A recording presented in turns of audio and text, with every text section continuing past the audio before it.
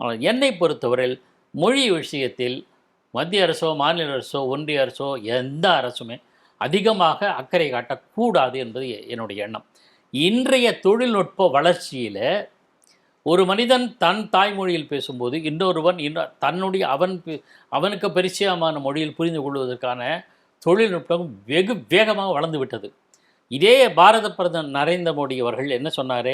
அவர் இந்தியில் பேசினா கூட ஏஐ மூலமாக, ஆர்டிஃபிஷியல் இன்டெலிஜென்ஸ் எனப்படும் செயற்கை நுண்ணறிவு மூலமாக அவருடைய மொழியை தமிழில் நீங்கள் கேட்கலாம் என்று தமிழ்நாட்டில் நடந்த ஒரு அரசியல் பொதுக்கூட்டத்தில் தேர்தல் சமயத்தில், மக்களவை தேர்தல் சமயத்தில் தான் சொன்னார், அறிவித்தார். இன்னமும் இருக்குது. நரேந்திர மோடி ஸ்பீச்சஸ் எல்லாம் எடுத்து தமிழ்னு ஆப்ஷன் போட்டிங்களாம் வரும். ஒன்று, நாடாளு மக்களவையில் இதுவரையில் எந்த அரசுமே செய்யலை.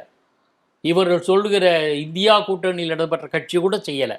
மக்களவை நிகழ்வுகளை உடனுக்குடன் ஒளிபரப்புகிற சன்சார் தொலைக்காட்சியில் உங்கள் மொழி உங்களுக்கு புரிகிற மொழியில் ஆப்ஷனை வந்து கிளிக் பண்ணிட்டீங்களா, அந்த சைட்டை கிளிக் பண்ணிட்டீங்கன்னா நீங்கள் அந்த மொழியில் கேட்கலாம்.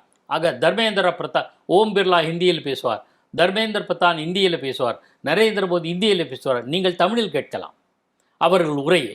இந்த அளவுக்கு தொழில்நுட்பம் வேகமாக வளர்ந்து விட்டது.